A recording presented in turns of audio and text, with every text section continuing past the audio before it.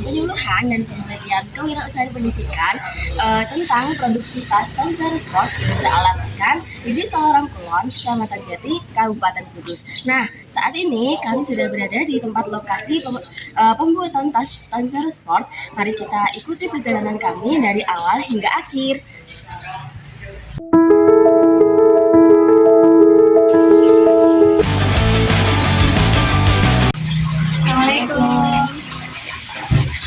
Assalamualaikum Bapak. Kami di sini ingin mewawancara dengan penyuluhan pendidikan untuk kewirausahaan. Bolehkah? Boleh.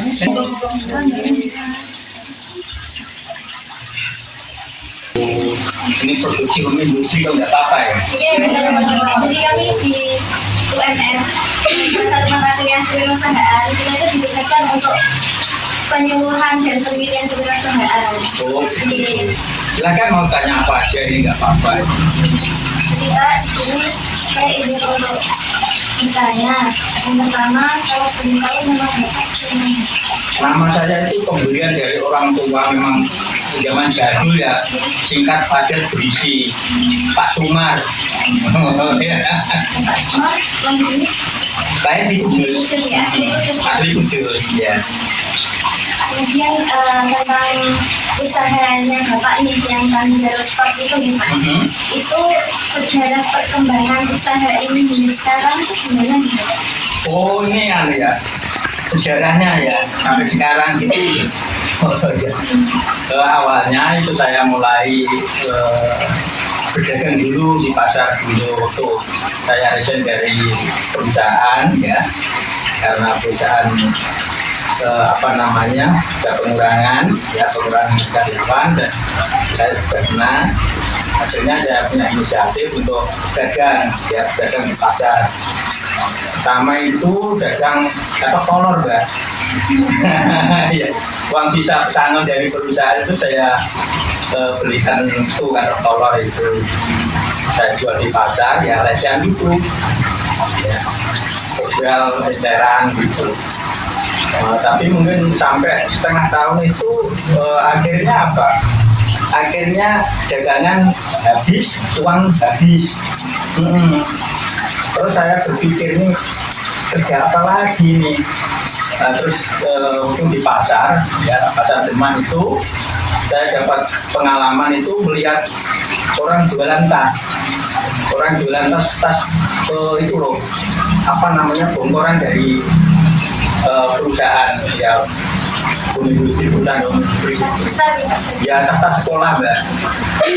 Terus akhirnya saya beralih ke situ, menghubungi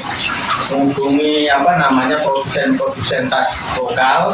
Saya ambil itu di gudangnya, saya jual di pasar. Lambat laun saya juga jualan sama dompet. Setelah itu saya punya inisiatif bagaimana bisa berkembang ini dagangan saya. Nah, saya mulai bikin tas untuk ibu-ibu penjual sayur di pasar itu ya, kecil-kecil untuk untuk nyimpan bite itu loh.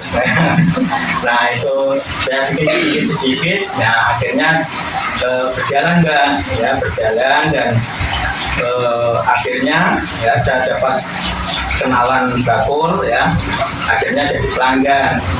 Terus berkelanjutan itu mungkin saya dagang resian di pasar itu dari kantong kolor sampai tas bongkoran itu hampir 4 tahun ya, 4 tahun. Terus mulai produksi sedikit dapat pelanggan.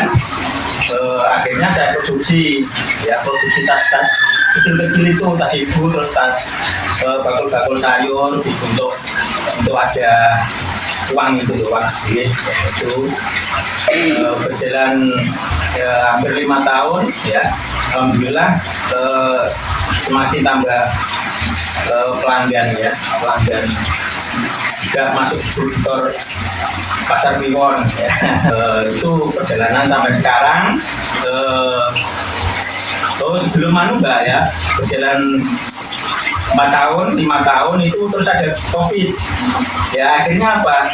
Akhirnya tas-tas sayur itu agak kolab Mbak ya, karena kan tahu juga kan untuk ekonomi waktu COVID itu orang nggak pada berani keluar ya, jarang-jarang.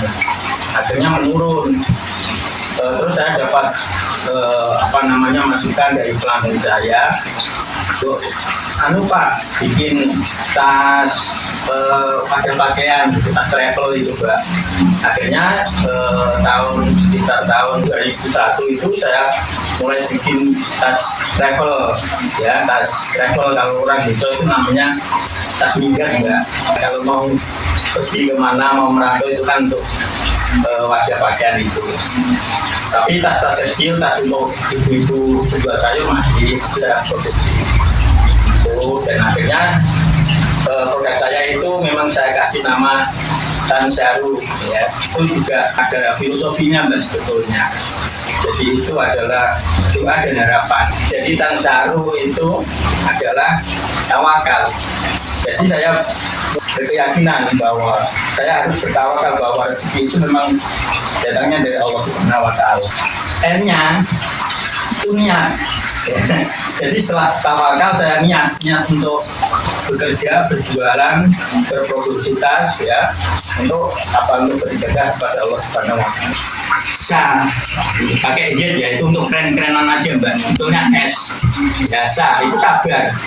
Ya, jadi orang usaha itu memang harus sabar. Kalau nggak sabar nggak akan berhasil. Ya, baru pro-nya itu adalah barokah. Ya. Jadi tawakal, niat bekerja, sabar dan barokah. Ya, jadi itu filosofinya. Jadi itu mungkin riwayat usaha saya yang mungkin dari produksi sampai sekarang itu sudah hampir sekitar 9 sampai 10 tahun Mbak. Itu dari tahun 2015 sekitar itu. Kemudian kenapa Mas Darwin dikeluarkan untuk membuka usaha? Secara pastinya saya nggak tahu Mbak. Ya karena nggak pernah saya hubungkan ya. Ya karena memang saya yang penting berjalan. Jadi pastinya saya nggak tahu. Jadi awal mula saya jualan katok kolor itu uang dari pesangon perusahaan itu sekitar 1.500.000 Mbak. Mau tanya Pak, kira-kira itu kendala yang sering dialami apa? Kayak mungkin misalnya dari bahannya tidak ada atau bagaimana dikembang untuk produksinya? Kadang Mbak ya, bahan itu kadang kosong. Memang dari distributor ke toko pengecer itu kadang kosong ya. Ya pinter-pinternya kita bikin produk baru kalau gitu, produk baru yang kira-kira bisa diterima pasar yang dan bakunya itu tersedia di toko. Kalau yang lain biasanya apa Pak kendalanya? Kendala kalau kita orang usaha itu kita kan interaksi sama pelanggan ya, berarti ada interaksi sama manusia.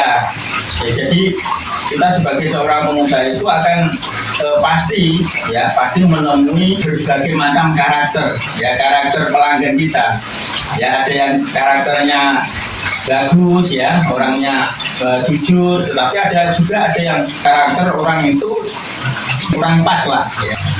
Seperti pembelinya dikit itu pernah nggak Pak? Oh pernah ya, jadi itu wajar di usaha itu ada yang mintanya banyak, yang sedikit kita layani semua. Jadi saya itu berprinsip bahwa customer kita itu adalah harus kita layani sebaik-baiknya. Jadi ini optimisme untuk melayani klien, untuk melayani pelanggan itu dengan sebaik-baiknya. Selanjutnya kan pertanyaannya untuk mengatasi masalah. Tapi mengatasi masalah tersebut ya Pak. Tapi tadi kan Bapak sudah menjelaskan untuk cara mengatasinya jadi. Oke, untuk selanjutnya kalau boleh tahu berapa penghasilan Bapak per bulan atau per hari ini? Wah, kalau masalah penghasilan maaf Mbak ya. Saya nggak pernah bukan ya Mbak. Menurut saya itu prinsipnya tadi untuk ibadah. Jadi saya itu nggak selalu terforsir harus sebulan dapat segini enggak. Yang penting apa? Untuk keseharian saya, untuk mencukupi makan anak istri saya cukup. Nah, saya itu kewajiban saya sebagai seorang kepala rumah tangga, sebagai seorang bapak. Terus bisa menyekolahkan anak, membiayakan anak. Ya. Bisa sedekah sedikit. Lanjut ke pertanyaan selanjutnya ya Pak. Oke. Apa saja suka atau dukanya selama menjalani usaha ini? Yang saya rasakan itu suka-suka aja sih Mbak. Juga ya kalau biasanya itu dari sisi Mbak, penjahit. Ya, jadi ini ada permintaan banyak, tetapi ya penjahit kadang terkendala mungkin sakit, kadang itu ya, jadi yang seharusnya jadi hari ini atau besok molor itu biasanya kendalanya yang bikin saya susah itu di situ, tapi yang lain kayaknya enggak, baik-baik saja. Selanjutnya, pernah nggak Bapak itu kepikiran untuk membuka usaha selain tas ini? Kalau jadi seorang pengusaha ya keinginan itu pasti ada, ya, untuk mengembangkan usaha itu pasti ada.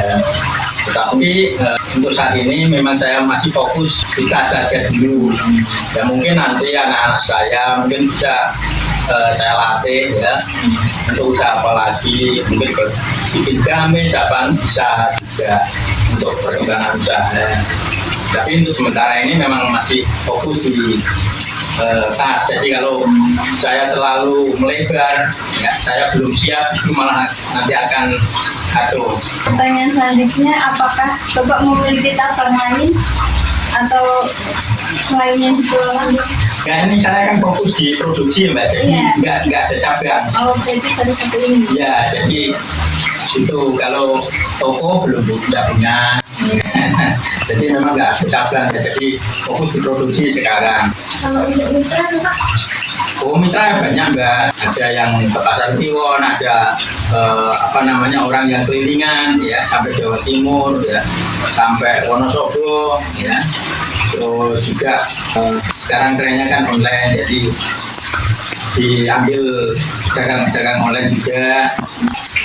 Betul Pak. Selanjutnya itu kan produksi tas sendiri itu kan perlu karyawan nih. Nah itu ada berapa karyawan ya Pak? Kalau karyawan saya ya, penjahit saya itu ada 12 orang. Ada 12 orang, tukang potong satu.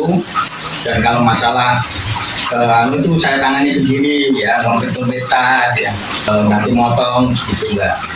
Nah, 12 penjahit itu satu desa atau dibagi-bagi desa juga? Ya ini saya berproduksi itu kan saya nggak seperti pabrik ya, di pabrik satu tempat itu enggak Mbak. Jadi saya ini memang masih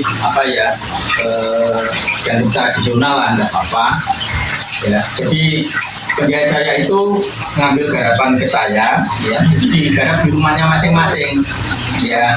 Jadi memberdayakan ibu-ibu ya, bisa merumati rumah, bisa dapat penghasilan, tetapi tetap saya tekankan untuk kualitas, walaupun enggak saya awasi secara langsung, walaupun tas saya itu adalah pangsa pasarnya itu kelas menengah di bawah ya, tetapi bisa mungkin saya tetap jaga kualitas, karena itulah yang akan bertahan ya. Pertanyaan selanjutnya Pak, kan tadi Bapak udah menyinggung sedikit ya, kalau awal tadi kan Bapak membuat tas kayak tas sayur gitu ya, buat ibu-ibu sayur, tukang sayur, terus tas muda juga. Nah kira-kira kalau sekarang ini Pak, itu ada berapa jenis tas yang diproduksi di Tanzaro Sport itu? Nah, yang saya produksi di Tanzaro Sport itu ya, kalau tas untuk ibu-ibu tukang sayur itu ya sekitar kurang lebih 10 model lah Mbak. Ya, terus kalau yang tas travel bag ya, Inggrisnya itu kayaknya travel bag Mbak. Tapi kalau Indonesianya itu tas minggat ya, sekitar ya. Itu sekitar 6 sampai 7 ya. Jadi ada kayak 17 jenis gitu Pak? Ya, kalau begitulah. Lalu selanjutnya nih, menurut Bapak apa tips untuk menjadi pengusaha sehingga menjadi masukan dan pembelajaran bagi kami? Jadi pengusaha itu gampang-gampang susah Mbak. Jadi pengusaha itu harus dilalui dari mental. Setahu saya pengusaha yang sukses baik yang kelas nasional maupun internasional, kalau saya itu masih kelas desa ya, itu adalah dari orang-orang yang kreatif ya, harus dipegang itu ya. Itu yang pertama. Yang kedua itu mental ya, mental mau terjun ke dunia usaha. Jadi itu mental, perlu kesabaran ya, butuh keberanian itu ya. Yang ketiga itu kalau orang mau usaha itu nggak usah banyak berpikir, tapi apa? Langsung dilakoni Mbak Ayu. Mau menambah sedikit ya Pak. Iya, monggo. Itu mau kasih saran sedikit juga. Enggak apa-apa, saya terbuka aja. Kalau menurut saya itu lebih baiknya kalau ada pembukuan, jadi kayak jelas gitu perharinya, nanti ada pengeluarannya berapa, pendapatannya berapa gitu. Nah, jadi nanti bisa dibedakan pembukuannya, jadi per hari ini untuk pencatat apa namanya pemasukan, terus ada lagi buku untuk mencatat pengeluaran, sama nanti ada buku rekapan gitu. Terus juga bisa juga nanti ada tempat buat nyimpan uangnya, jadi kan bisa jelas oh ini untuk hasil dari sebulan ini atau gimana gitu. Wah, makasih Mbak, ini masukannya bagus ya Mbak. Ya, saya juga kepikiran semacam itu, tapi memang belum saya terapkan ya. Ini keluarga bagus mungkin kritikan juga ya. Dan saya juga harus malu pada diri saya juga ya. Ini ada masukan semacam itu belum saya lakukan Pak. Ya, sama-sama. Ya. Kalau punya kalian mohon maaf untuk pertanyaan yang ada. Oh, enggak apa-apa. Makasih ya. Nah, teman-teman, sekarang kita sudah sampai di tempat produksi tas Tanzar Sport. Di tempat produksi ini, itu kita bisa kayak menyiapkan bahan-bahan di sini ya, teman-teman. Sebelum bahan itu tuh bisa dijahit oleh penjahit. Mulai dari kayak penyiapan pemotong bahan-bahan, terus mengepek bahan-bahan yang sudah dipotong itu, terus memotong disban, terus menghitung jumlah kepala resleting kayak gitu ya teman-teman, sebelum dikirimkan kepada penjahit untuk dijahit menjadi sebuah tas. Nah, mari kita intip ke dalam ya teman-teman.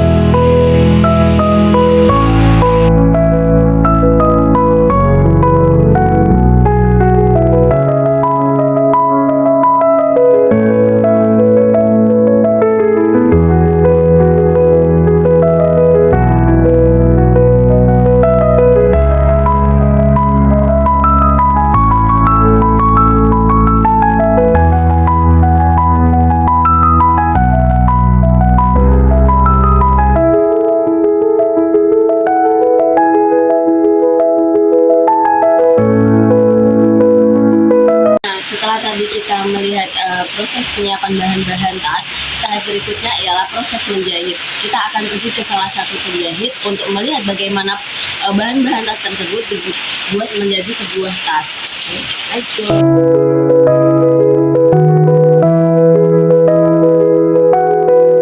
Teman kita sudah sampai di salah satu penjahit tas Tanzar Sport. Nah, mari kita intip proses pembuatan tas.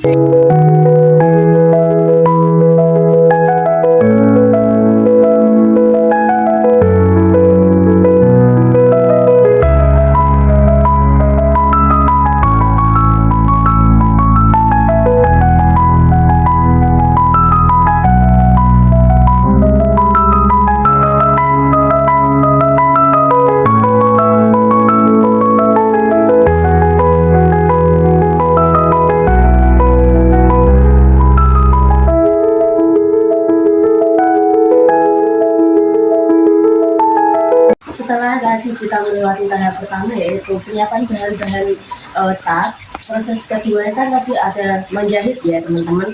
Lalu tahap ketiga ialah proses packing. Proses packing itu terdiri dari kayak untuk tas yang tipe tas travel yang kotak-kotak itu ada perlu memaku terlebih dahulu, memaku paku dan jamur kayak mani-maninya di dalam tas itu. Nah, setelah itu kita melipat tas tersebut agar bisa masuk ke dalam plastiknya muat 6 gitu ya. proses packagingnya 66 tas, nanti ditumpuk menjadi satu agar bisa menjadi satu lusin atau 12 ya teman-teman. Nah mari kita lihat proses packing dari tas tersebut. Mari.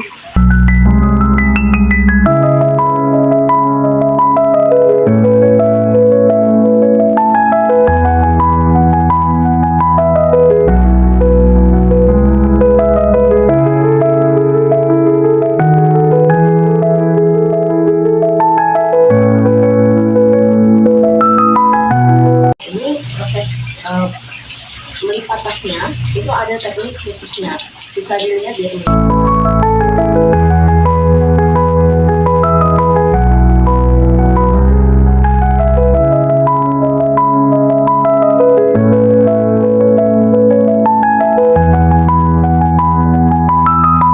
Ini bisa dimasukkan ke dalam sini. Untuk bagian belakangnya ini kita tekuk menjadi dua seperti ini ya. Nah, kalau semisal ini ada yang jelas begini, itu bisa kita gunting. Kita rapikan semuanya ya. Sudah, ini udah rapi depan belakang. Ini siku-siku ya. Jadi kita terlihat rapi.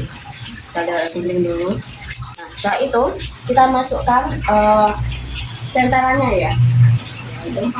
Selempangnya kita masukkan ke dalam saku yang bagian depan. Setelah dimasukkan, tahap terakhir itu memberi cap Tanjaro Sportnya. Oke.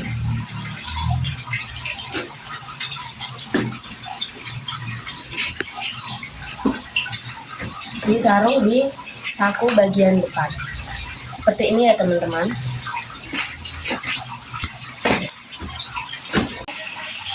Oke teman-teman, jadi tahap selanjutnya setelah kita memproses tas ini melipat, yaitu tahap selanjutnya ialah memasukkan tas ke dalam plastik atau memacking-kannya.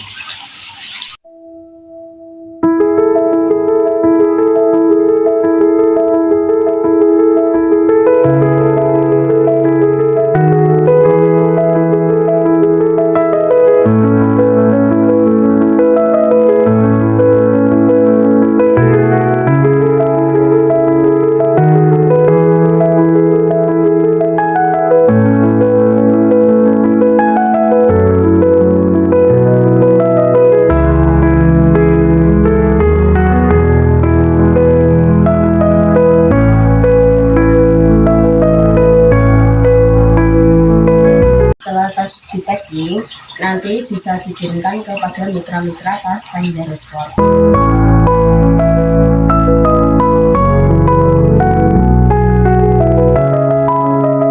Terima kasih telah mengikuti perjalanan kami dari awal hingga akhir program penyuluhan dan penelitian kewirausahaan dan pendidikan. Kami dari Kelompok 3 mengucapkan banyak terima kasih. Sampai jumpa lagi.